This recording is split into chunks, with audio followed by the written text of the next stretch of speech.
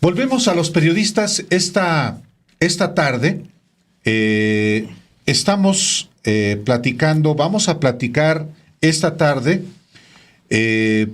pues con alguien que va a informarle a usted sobre un grupo político muy prominente en la Ciudad de México, y es un grupo prominente también político a nivel nacional.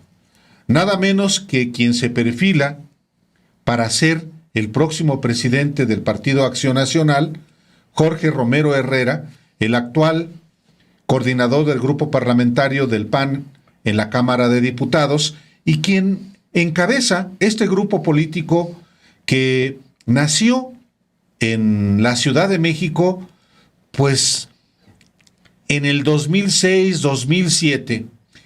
Y hoy tenemos la oportunidad de hablar con Miguel Antonio Morales Cepeda. Él, si quieres, voltea un poquito para acá conmigo.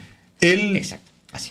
Ha aceptado hablar con nosotros, y nosotros hemos, por la naturaleza también de su actividad profesional, ha decidido platicar, y nosotros precisamente para garantizar su integridad también, no exponer su rostro, pero su nombre, sus apellidos, están inclusive en constancias oficiales en el Instituto Nacional Electoral o en el entonces Instituto Federal Electoral, en el Tribunal Electoral del Poder Judicial de la Federación. Digo esto y me extendí deliberadamente un poco, Alejandro, porque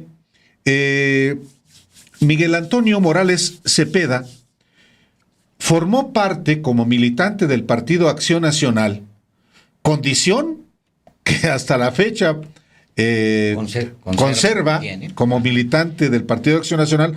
Por lo menos sigues en el padrón, Toño. Pero Antonio Morales Cepeda denunció formalmente ante las autoridades electorales y también ante las autoridades del Partido Acción Nacional la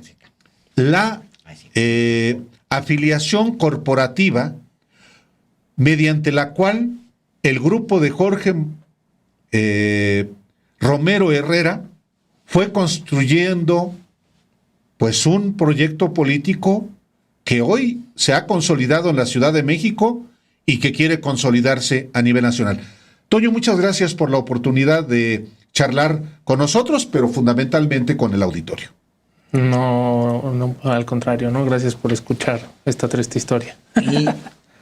Le pedimos a Toño que le diera la espalda deliberadamente a ustedes y verán ustedes que le estoy pidiendo que se mueva un poquito su rostro hacia acá para que no se vea tampoco de perfil. Con el ánimo, les voy a decir, nuestro, de que no se le vea el rostro por el tipo de actividad que él realiza, que es dentro de una corporación. Por eso es que de última hora él había venido con la intención de estar aquí y dar el rostro, y nosotros le dijimos, no tenemos esa necesidad, ya está aquí, entonces vamos a... Y yo empezaría por preguntarle, Toño, a usted, que le explicara en los términos en los que usted pueda, ¿a qué grupo perteneció? ¿Quiénes son los personajes que estaban dentro de ese grupo, dentro del Partido Acción Nacional? ¿Dónde están ahora? ¿Dónde los ubica usted? ¿Y qué es lo que en su momento usted denunció de esos mismos personajes?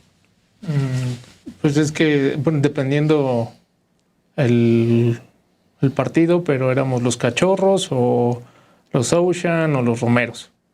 Yo pertenecí fui colaborador de Jorge Romero Herrera en la 4ª legislatura. Era integrante de Acción Juvenil, junto con Andrés Atay de Rubiolo, presidente actual del Partido Acción Nacional en la Ciudad de México. Tabe Echartea, que era secretario técnico en ese entonces. Santiago Torreblanca, actual diputado federal. Santiago Taboada, actual candidato para la jefatura de gobierno. Luis Mendoza Acevedo, actual candidato para la alcaldía Benito Juárez, su hermano Víctor Mendoza, yo y Actualmente fugitivo. Sí. Víctor Mendoza. Sí, de acuerdo a las publicaciones que hay de los medios, sí.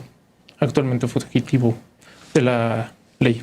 ¿Y usted acusa a este grupo en algún momento de qué actividades, Antonio? Específicamente yo llevé una denuncia contra todos estos, fueron más personas, a todos ellos, más colaboradores que estábamos en el Partido Acción Nacional alrededor del 2000, si no me recuerdo, por ahí del 2010, 2011, de una afiliación corporativa, por así decirlo, masiva, que se dio en los años 2008, 2009, dentro de la delegación Benito Juárez. La afiliación del partido, del PAN. Del Partido Acción Nacional, una afiliación indebida, antiestatutaria e ilegal. Inicialmente, usted presenta, Toño, una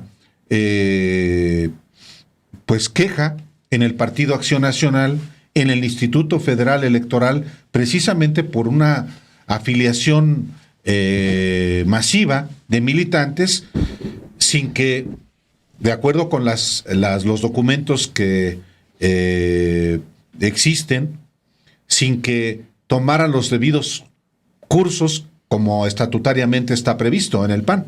Sí, claro. Bueno, esto fue hace muchos años.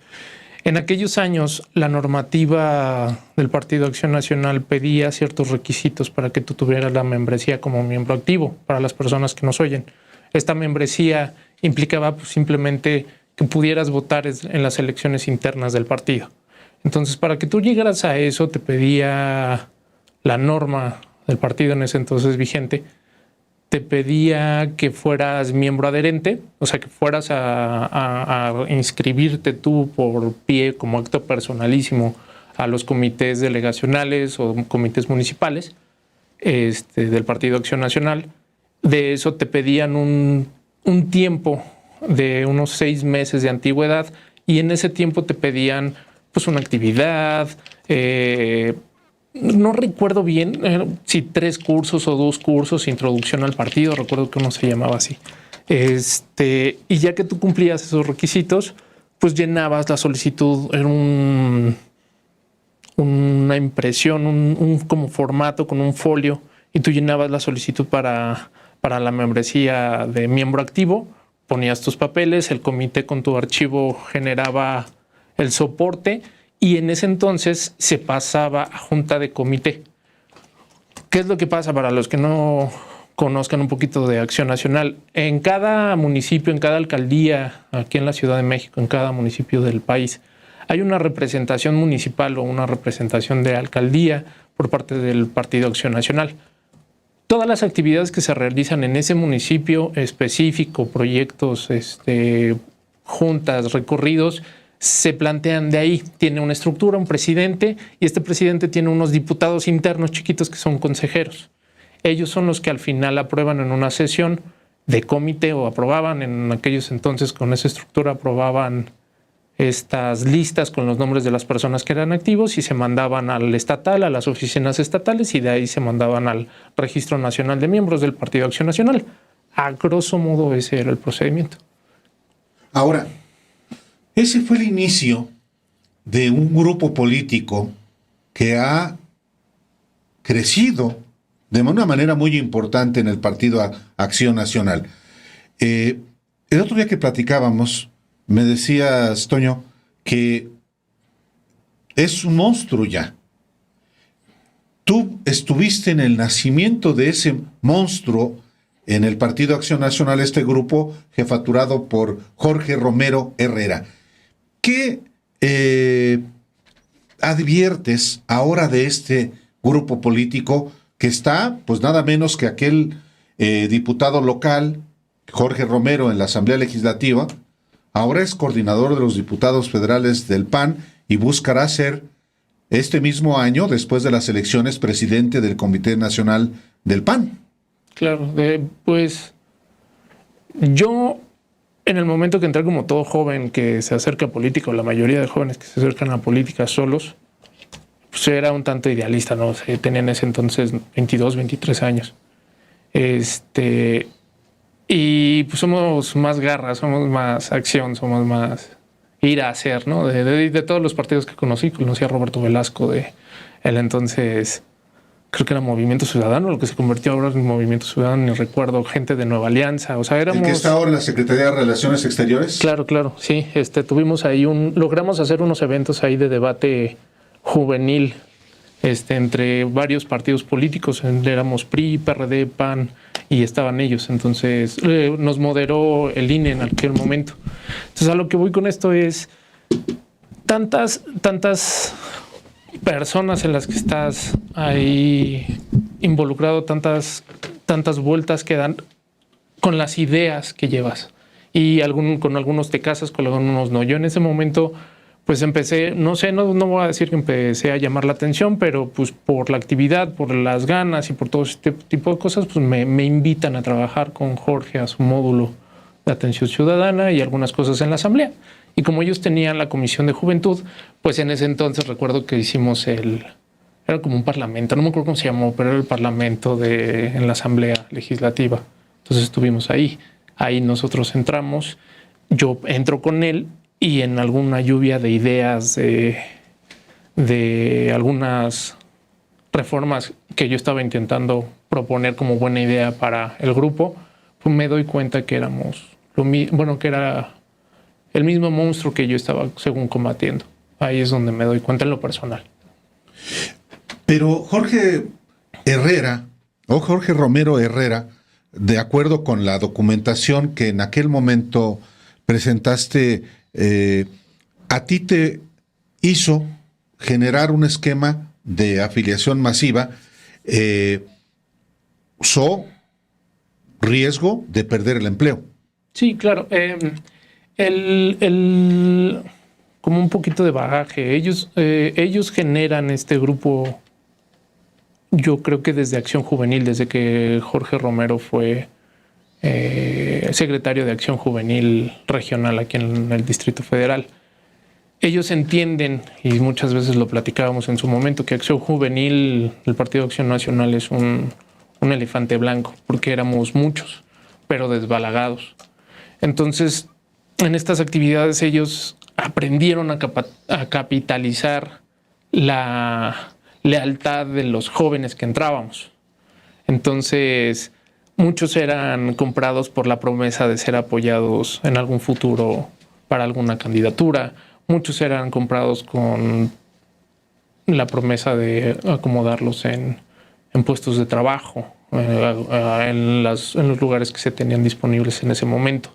Entonces, pues obviamente cuando fue el tema de toda la estructura que se generó, todo el procedimiento que se generó para realizar estas afiliaciones, estaba yo presente, estaba Cristian Monroerich, actualmente en reclusorio. También miembro de este mismo grupo. Sí, claro. Y específicamente a mí y a Cristian nos dio la orden, ahí estábamos en el módulo, y nos da la orden de llevar a cabo todas las acciones necesarias para gestionar la papelería para que se aprobaran estas personas en el comité, que implicaba generar los exámenes, generar todo esto, y ahí es donde entró Taboada, donde entraba Santiago Torreblanca, donde entraba Tabe. O sea, lo que era básicamente una máquina de reclutamiento con todas las herramientas que fueran necesarias. Te soy honesto, no creo que ni de reclutamiento. Era una máquina de básicamente amarrar votos. O sea, tú juntabas 10 personas, hablabas con ellas, convencías para que votaran por la persona que tú quisieras, y obviamente el intercambio era: Álvaro, tú vota por mí en el momento y yo te sabré ayudar cuando esté en el lugar. Obviamente yo con esto lo llevaba a la lista que teníamos de el ejército chino. Como le llamaban, el ejército chino. Sí, claro, en alusión al ejército de terracota. Se inscribía, se ponían, de hecho hay una parte, bueno, como comentario, ¿no? Para los que tengan el interés, hay una resolución del entonces IFE donde viene absolutamente todo el procedimiento y la investigación que hizo el entonces IFE, con las actuaciones, requerimientos y todo esto que se hizo. Y hay una parte de los documentos, porque no nada más fueron documentos físicos, fueron documentos en electrónico, los que se exhibieron en esa investigación. Hay una parte donde se generaba una celda, una tabla como control, sí, donde venía dueño, nombre, y venían pues demás datos de afiliación, fechas y todo esto para tenerlos en el radar cuando ellos cumplieran los 6 meses, hacer todo el procedimiento para su activación. En 2014 se publica un texto de Francisco Ortiz Pinchetti, alguien que también, como Álvaro Delgado, ha cubierto mucho el Partido Acción Nacional, donde da cuenta de cómo se abre una investigación para ese ejército de terracota, ordenado exprofeso por el que fuera en ese momento jefe delegacional, Jorge Romero Herrera, que se hizo, de acuerdo con esta investigación que emprende en su momento el Tribunal Electoral del Poder Judicial de la Federación, que se hizo pues falsificando hasta documentación. ¿Eso es real? Sí, claro. De hecho, fuera de lo que platicaba con Álvaro en algún momento, la falsificación, o lo que le titulamos o nominamos la falsificación, era que nosotros específicamente llenábamos los formatos de activación o de adherencia y firmábamos con las firmas y las copias del INE que teníamos ahí. Ahí era donde radicaba este problema. Ahora, muchos en un momento, en muchas mesas, eran, no, es que es delito. Y en el estudio de todo esto, el delito no se configuraba a razón que no se estaba generando un daño directo sobre la persona. Y tomemos en cuenta que, como había una plática previa con estas personas, ellos entregaban de común acuerdo las credenciales. Voluntariamente. Ahora, en teoría, ¿no? Porque ya después, sí, en la investigación del IFE, pues salieron algunos datos ahí que hasta a mí me sorprendieron. Pero ese era el tema. Entonces, el origen, la esencia original de mi primera denuncia era la falta del procedimiento personal que hacía el militante ante ese procedimiento.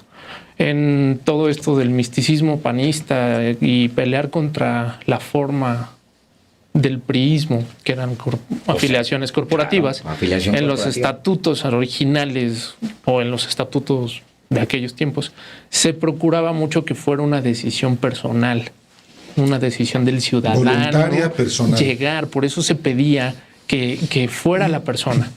Entonces, al momento de ir esta persona, pues el requisito era que de ella, de puño y letra, llenara este formato y ahí romper este tema del PRI, como se manejaban las formas de afiliación del PRI en esos entonces. Ahí era la denuncia medular que yo presenté y originé, que fue originalmente, era para eso, para exponer eso. Ahora, tú denuncias además del Instituto Federal Electoral en aquel momento, que se convierte en 2014 en el INE, pero también en el Partido Acción Nacional. Sí, y ahondo un poquito. Para los que no saben, todo este mundo es de tramitología y es de derecho básicamente administrativo y hay procedimientos. Entonces, básicamente lo que era en aquellos entonces la norma electoral junto con las normas del partido, lo que estaba pasando y los hechos yo los clasifiqué en mi entendimiento, eran violaciones a la norma interna, no en relación a presupuesto, porque eso sí está bien regulado. O sea, el IFE tenía bien regulado hasta con pelos y señales qué pasaba con cada centavo, ¿no? Yo creo que hasta la fecha. Pero el problema era cuando un militante de cualquier partido violenta las normas dentro de ese partido. Incluso, pues hasta ahí hay unos temas legales más allá de la materia administrativa.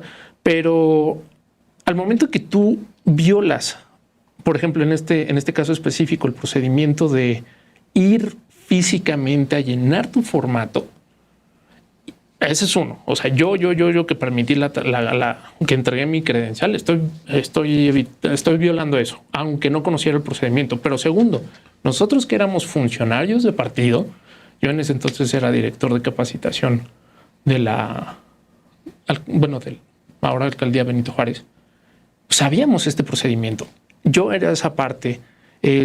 Santiago, los dos Santiagos, Torreblanca y Taboada, eran capacitadores Creo que Tabe y Andrés Ataide eran capacitadores nacionales. Unos son regionales, otros son delegacionales y otros son nacionales. O sea, todos nosotros que estábamos como un tema tanto y mucho más involucrados en estas normas, sabíamos que eso era un gran no por esta parte que se buscaba. Pero honestamente, para ganar, muchas veces decía esto ha convertido, yo creo que no nada más un partido, pero esto acabó siendo el PAN. El negocio son los votos y lo que ganan las elecciones son los votos y también las internas. Las internas, y para eso afiliar corporativamente. Ahora, la dirigente entonces era Mariana Gómez del Campo. Sí, en ese momento, bueno, en esa parte de la historia, nosotros preparamos toda esta afiliación para para la campaña, para que ganara la candidatura a jefe delegacional Mario Palacios. Para 2012. Claro. Pues acomodar las diputaciones, pero sobre todo sabíamos más o menos no nos alcanzaba para las diputaciones porque no había mucho movimiento en ese sentido. Pero lo que queríamos hacer es que en la mejor escuela del PAN entendimos qué lugares necesitábamos controlar. Comité. El comité delegacional era brutal porque necesitábamos controlar la sesión de comité para que pasaran sin preguntas. Y ahí entra Roberto Alfaro, que era el presidente en aquel momento. Mario Palacios, pues la delegación, pues imagínate, cómo se podría meter de gente a trabajar de estas personas a la estructura de gobierno delegacional. Y no, esto es la parte triste. O sea, ni siquiera tú dijeras, me fue muy bien a la parte de la estructura. Los mandábamos o se mandaban a trabajos de 3,000, 2,000 pesos en las direcciones que estaban ahí abiertas. Entonces, que no sé, de la que en esos entonces estaban, recuerdo más o menos, porque ya tiene muchísimo tiempo. Había un tema ahí de salud en la delegación y recuerdo que entraron 3, 4 personas de este ejército chino a trabajar ahí. O un dato, como un dato. Una de estas personas que entró a trabajar en la delegación en esos tiempos era la mamá de Luis Mendoza y Víctor Mendoza. Y eso aparecía en las nóminas que se reportaban, pero no aparecía como directivo, como judo, como aparecía en esos puestos de 6,000, 5,000 pesos al mes.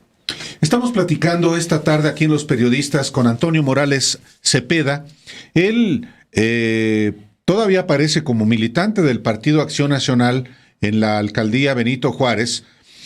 Él está contándole a usted el origen, de alguna manera, del grupo político que sustenta al cártel inmobiliario, como se le denomina a este grupo político que lidera Jorge Romero Herrera, el coordinador de los diputados federales del PAN, y quien virtualmente será el próximo presidente nacional de este partido a nivel nacional. Estamos platicando de cómo a través de las afiliaciones irregulares que se hicieron en el 2007, 2008, y que no se investigaron ni se sancionaron por parte del Partido Acción Nacional ni por parte del Instituto Nacional Electoral, pues es que también este grupo político fue creciendo. ¿Qué pasó en el PAN también que no en la comisión de afiliación, Toño? Es que, así como diría un ilustre personaje de nuestra cultura, esta es mi verdad, porque así me tocó y es lo que me platicaron después. Yo intenté todo esto con la finalidad de generar que en el CEN, porque no en el regional, porque en el regional está Mariana Gómez del Campo, en el CEN tuvieran los elementos suficientes para que con apego a los estatutos, en las elecciones que se iban a venir, el CEN designara candidatos. ¿Se me explicó? O sea, todo esto nosotros lo hicimos con la intención de copar las candidaturas internas. Claro. Obviamente, pues estábamos por unas específicas y se estaban apoyando ahí a otras personas. Entonces, la lógica que tuve fue dar de conocimiento al CEN, al Registro Nacional de Miembros, de toda esta situación, con la intención que esas candidaturas no se llevaran por votación.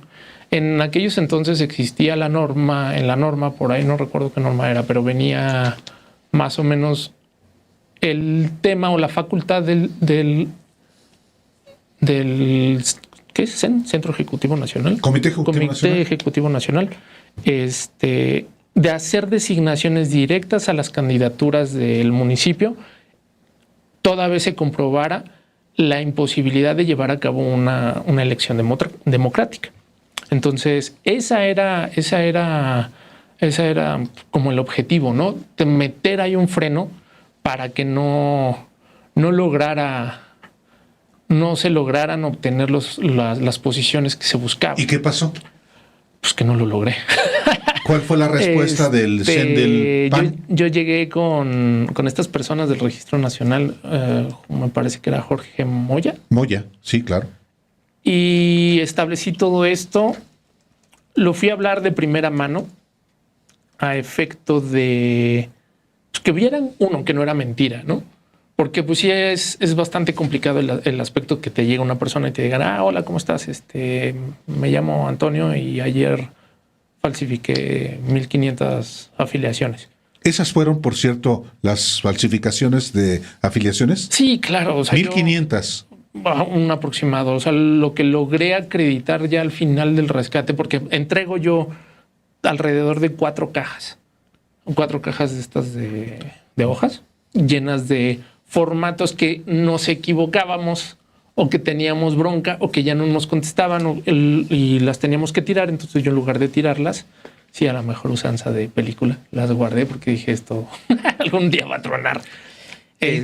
Lo guardé y lo llevé al Registro Nacional de Miembros para acreditar esta circunstancia. Ahora, aquí viene una parte bien compleja. Y de los puristas del PAN que seguramente me van a estar oyendo y mañana van a pedir que me despellejen en aceite hirviendo. Yo no tenía ni por qué, ni atribución, ni facultad para tener acceso a esos documentos. Esos documentos, de acuerdo a la norma, que eran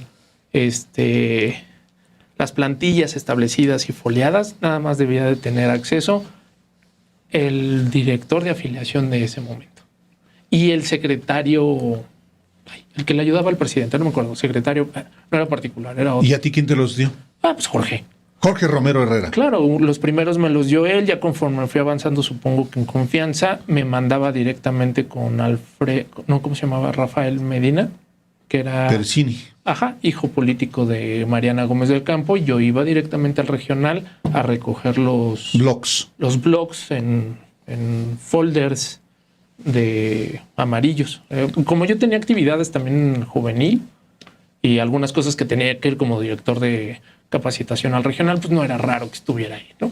Entonces nada más me lo dejaban, recogía el sobre y... Es importante para quien nos está escuchando que el grupo al que estamos definiendo que se denominó a sí mismo los Ocean. Ellos se llamaron así porque se reunían en una cantina llamada Ocean Drive. Claro. Una cantina de mariscos llamada Ocean Drive que estaba en La Paz 48 en San Ángel. Ese grupillo de tramposos, digamos, que falsificaban afiliaciones para poder pues tener control del Partido Acción Nacional en la capital mexicana, tendría relevancia en 2 sentidos. Hoy mismo, uno de los líderes de este grupo, que es Jorge Romero Herrera, puede llegar a ser el próximo presidente del PAN. El otro personaje es Santiago Taboada, que es el candidato del PAN, del PRIAN, a la capital de la República.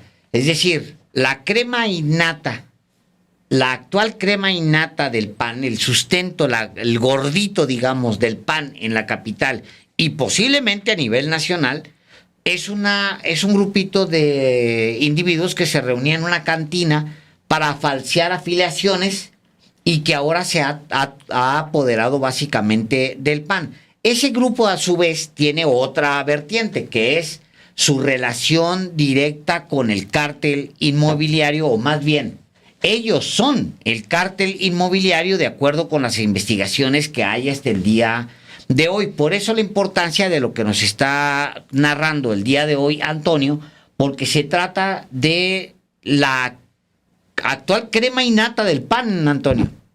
Sí, se volvió el establishment. Se volvió el establishment. Del Son PAN. los que le decía Calderón, Felipe Calderón les llamaba los cadeneros, justamente porque eran los que abrían la puerta y dejaban entrar, ¿no? En las discotecas, Claro. en este argot. Claro, claro. Inflaron padrones para apoderarse del PAN, terminaron apoderándose del PAN. Yo te soy honesto, lo viví ahí, un poquito la plática es a los panistas que se acuerdan de aquellos tiempos. El PAN internamente vivía un mundo entre entre ser calderonista y bueno, los de Fox ya venían de salida, o ser del Espino, yunquistas, y traían este tema. Entonces lo más chistoso y lo que yo puedo compartir a la audiencia es estas cúpulas de poder que estaban peleando todo este mundo de estirones, aflojones, empujones y autosabotajes y todo lo que hacían entre ellos. Dejó la puerta abierta para que los chiquitos que controlábamos esas puertas y esos cajones, pues nos pudiéramos meter. Entonces esto lo entendió bastante bien Romero en su visión de liderazgo y lo entendieron los demás. Entonces yo lo entendí así, o sea, ellos dependen de ellos mismos. Y acuérdate Luis, acuérdate Tabe, acuérdate Ataide, teníamos familias entre nosotros. O sea, Ataide, Andrés, Torreblanca eran una cosa. Luis Mendoza, Víctor Mendoza, Cristian von Roerich, yo éramos otra cosa. No éramos como el aceite, los negros y los blancos de nosotros mismos. Pero tienen todavía, estoy seguro que tienen una interdependencia de necesidad y de complicidad mutua. Porque lo que no tienen la capacidad o la criminalidad Andrés de hacer, lo hacía Mendoza.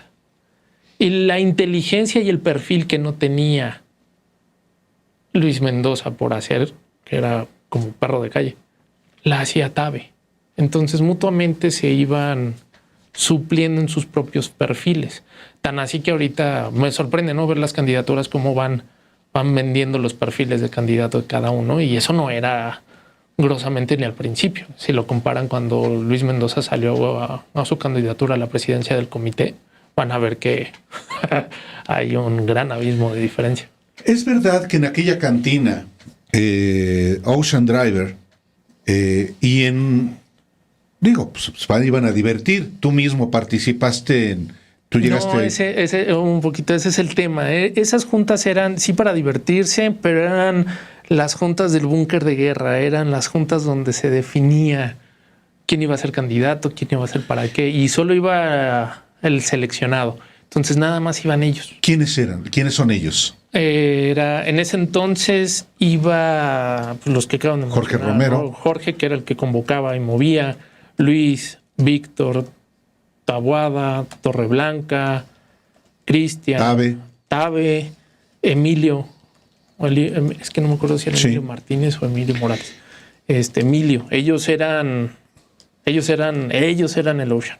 Y anexos era Alfaro, alguna que otra reunión lo invitaban, en el entonces Mario Alberto Palacios, porque se reunían para mover todo este esquema, hacer cuentas de votos, ver toda la infraestructura de dinero que se iba a necesitar, instalaciones, de algunos cursos que se tenían que hacer, de las justificaciones de los cursos que se tenían que hacer, conseguir, o sea, todo está como parte de organización y logística.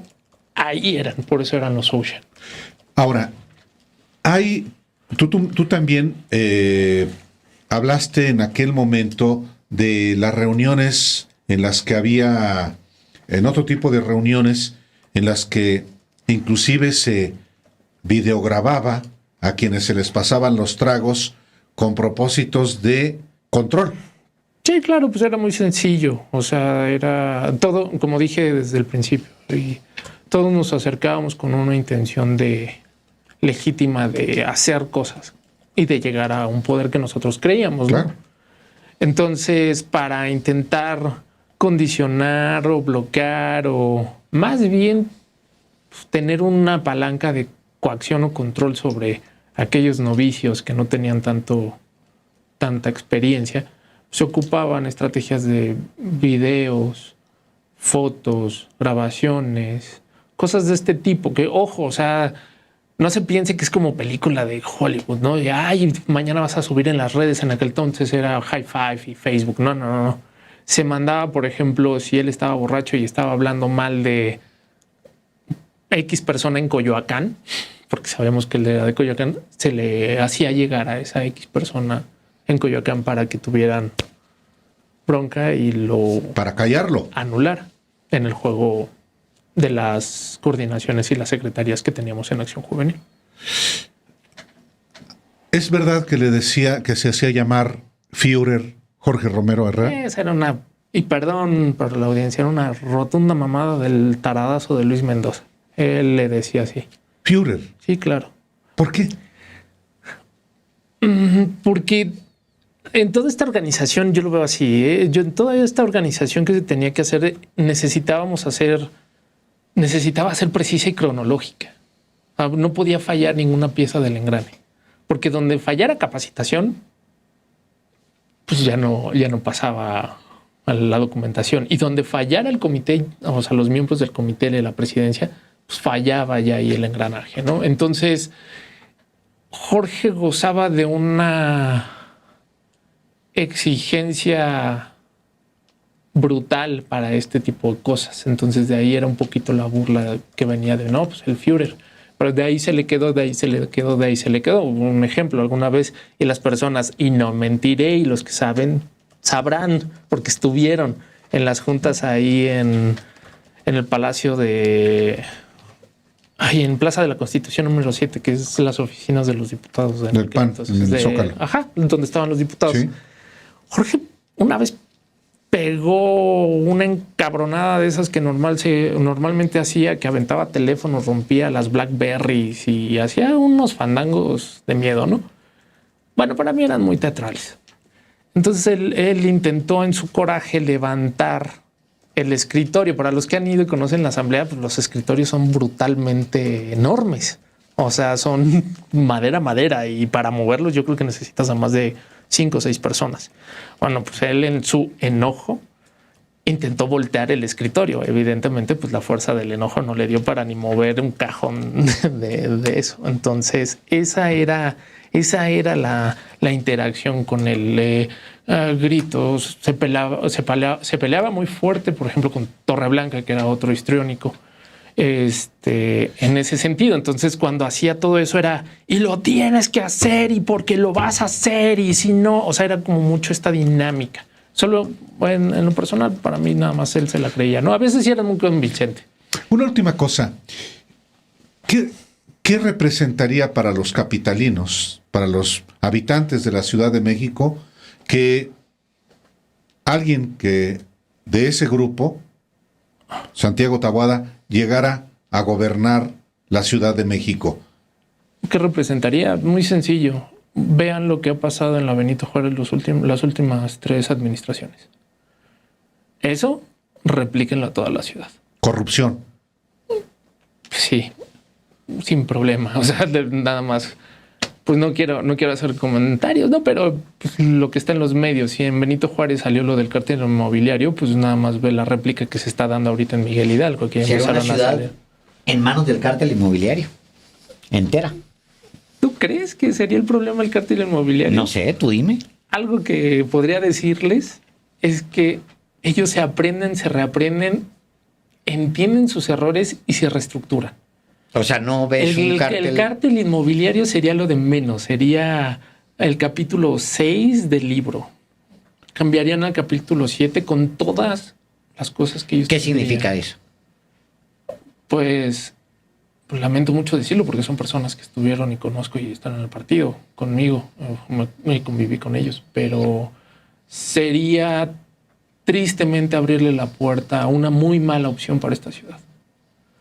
Corrupción, favores, desvíos de dinero, desfalcos de dinero, sin duda, sin duda. ¿Hasta dónde puedan llegar? Pues no lo sé, pues imagínense las puertas que tendrían de toda la ciudad, porque estamos hablando que hay secretarías que ni la propia ciudadanía conoce y que están involucrados. Nada más te voy a poner en contexto. Si fue así el cártel inmobiliario, imagínate lo que pasaría con el INVI, me parece que es que hace las clausuras. Instituto de Vivienda. Pues es el que hace las clausuras de los establecimientos mercantiles. Extorsión, Imagínate. chantaje, ¿qué más? ¿A ese nivel? Sí, claro. ¿Es una organización criminal?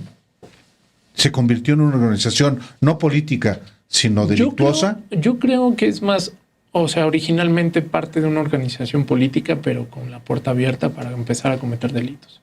Que fue lo que pasó con el tema del cártel inmobiliario. Ejemplo, ahí está la detención de Christian Monroerich, intentando brincar a Estados Unidos. Entonces, pues sí, es muy, muy lamentable. O sea, a mí me sorprende mucho cómo se habla de una persecución política cuando están las órdenes de aprehensión, están los propios ciudadanos, están viviendo. O sea, yo veía los reportajes, había unos reportajes ahí del cártel inmobiliario cuando empezó, y no solo es el ciudadano que compra el departamento que tiene problemas, sino el empresario que intenta legítimamente hacer el negocio, que ya le piden una cuota. Toño, gracias por la oportunidad de informarle al auditorio. Solo ¿Sí? una cosa, perdóname Álvaro, y esto es para los panistas. El día de mañana que salgan a pedir mi proceso en la comisión de estas que crearon ahora con las nuevas reformas, les voy a decir algo, sin problema yo voy, me presento y le renuncio a la comisión, pero le renuncio por lo corrupto que ha sido el partido. Y me someto a cualquier procedimiento que me vayan a hacer. No tengo mayor problema. Nunca he pedido ninguna canonjía en los procedimientos. Pero así como lo van a hacer conmigo, les pido que hagan lo mismo con Christian Monroerich y su militancia. Y con Víctor Mendoza. Porque les recuerdo a ustedes que Antonio es miembro actualmente del Partido Acción Nacional y le tocó convivir con estos que ahora se han encumbrado adentro del PAN. Muchas gracias por la valentía.